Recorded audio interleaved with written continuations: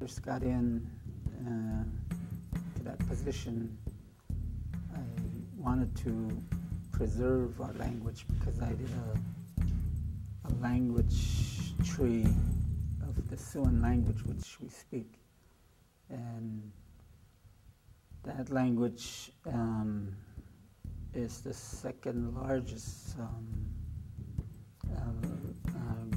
group in North America.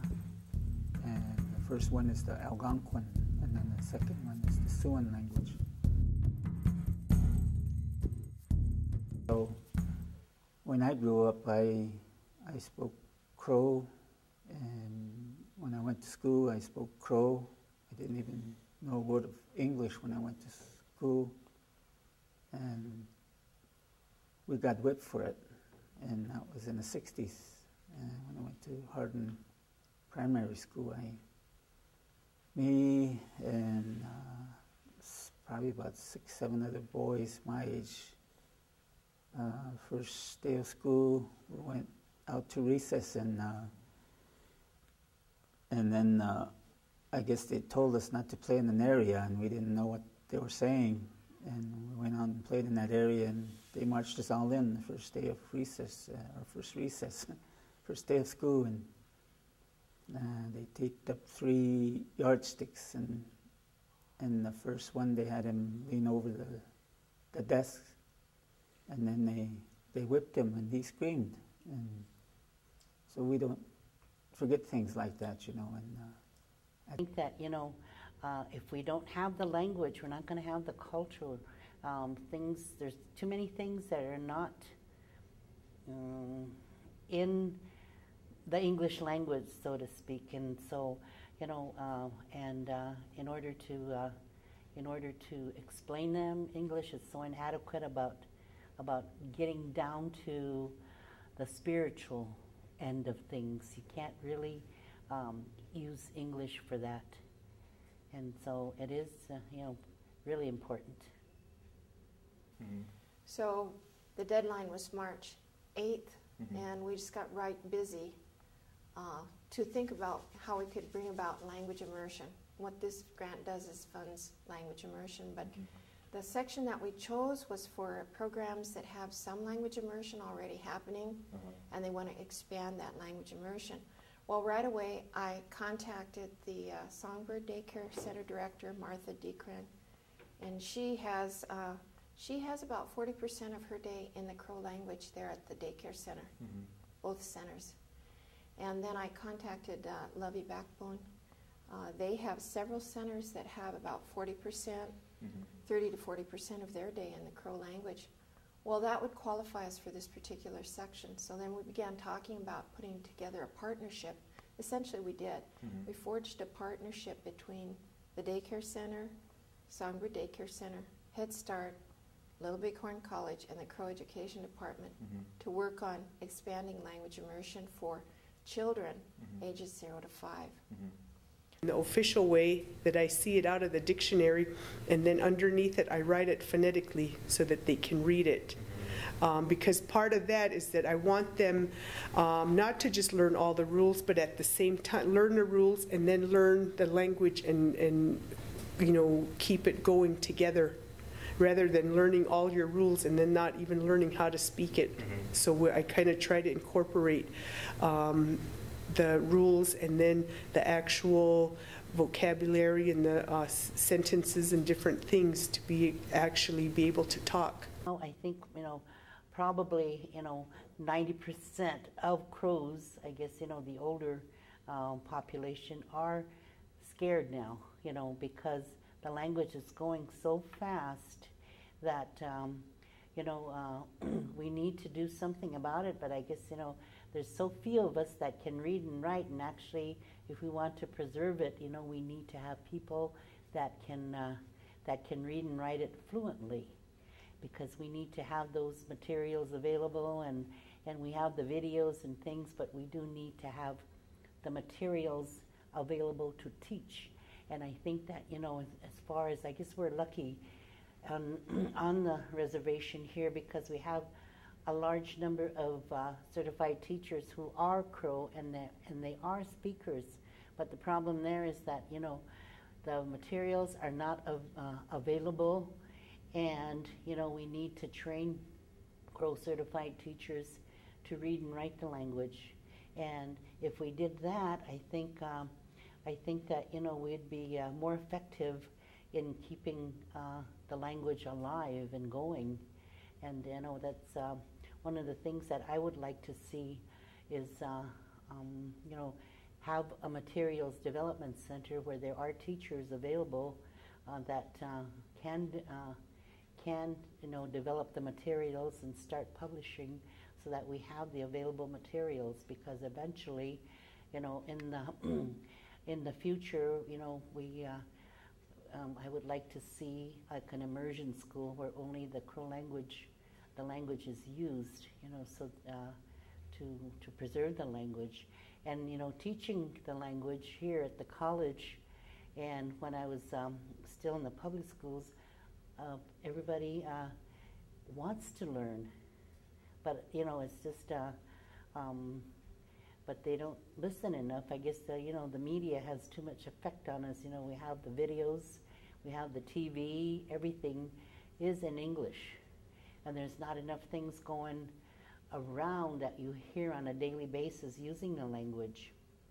So, okay, are you ready? Is everyone on page 5? Okay. Bago malijik, I'm doing just fine. Everything is well. Bago malijik. Awel lukashi. Awel lukashi. Dechkasha. What animal is that?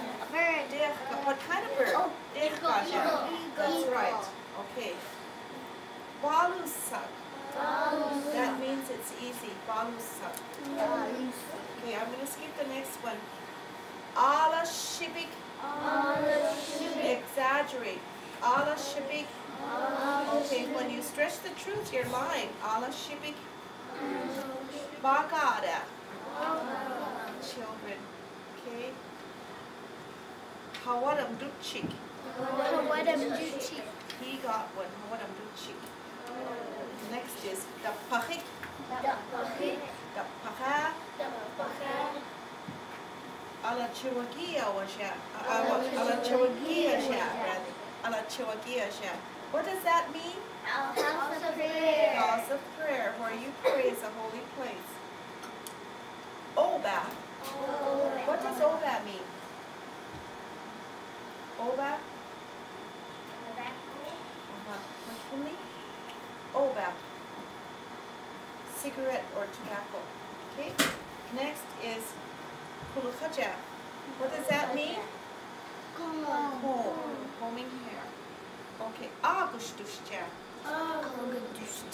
Okay. Someone is telling a lie, and you have the truth, so you have to come out with the truth. Agushtushja. You say, no, that's not true. This is how it really is. You must always be truthful. Is here. Up here.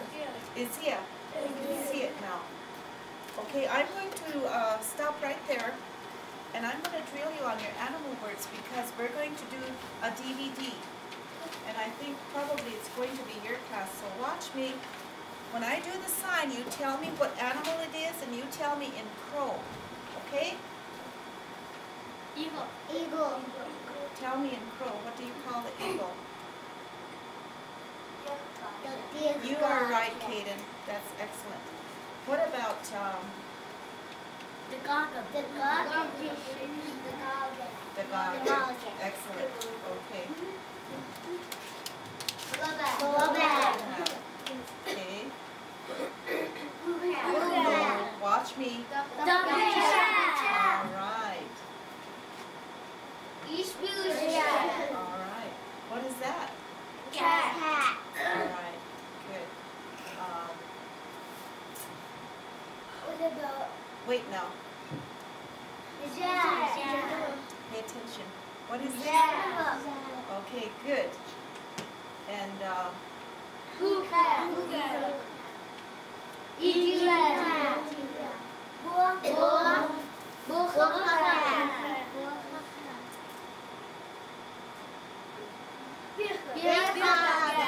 good. That's excellent. Let me think of one more.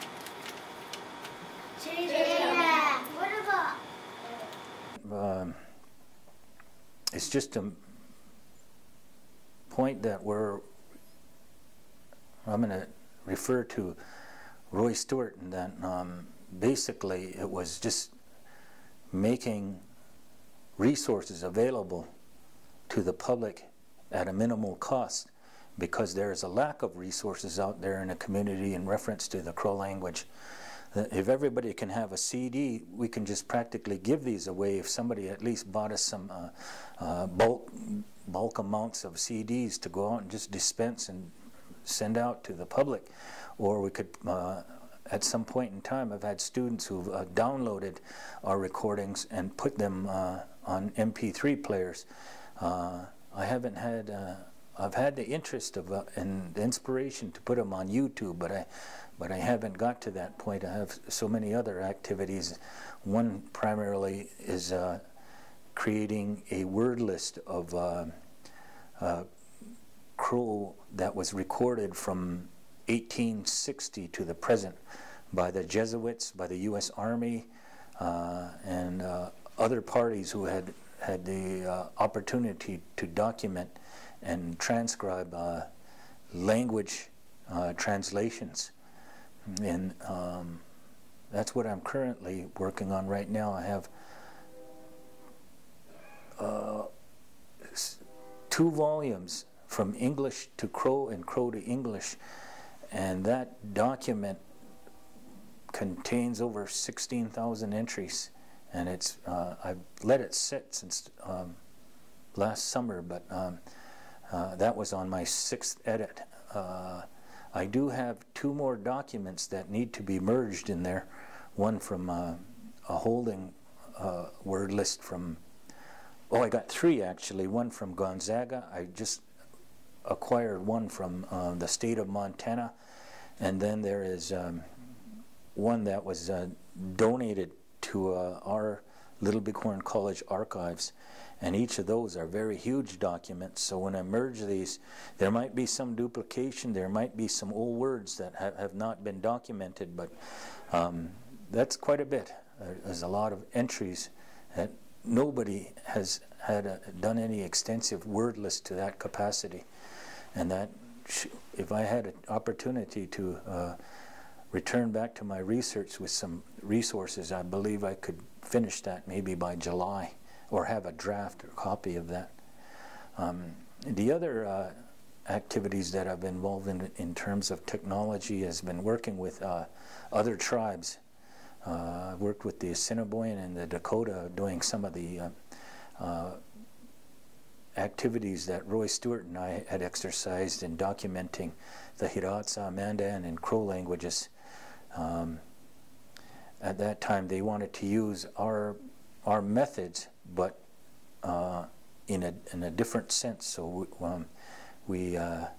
I collaborated with those nations to where we had developed Assiniboine DVD and CDs, as well as flashcards, and a Fort Peck dialect Dakota language series, DVDs, CDs, as well as flashcards.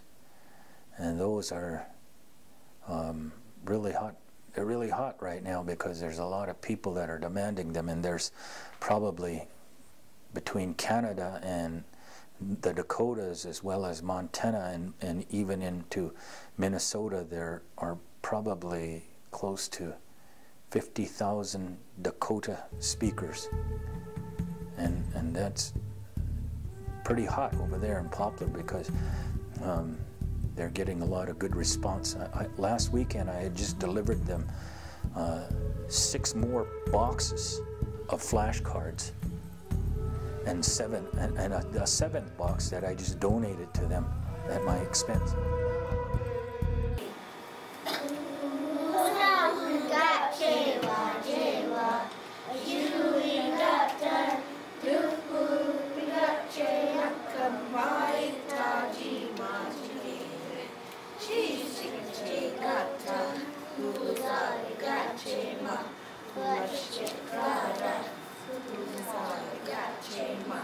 Second row, one of our newest songs.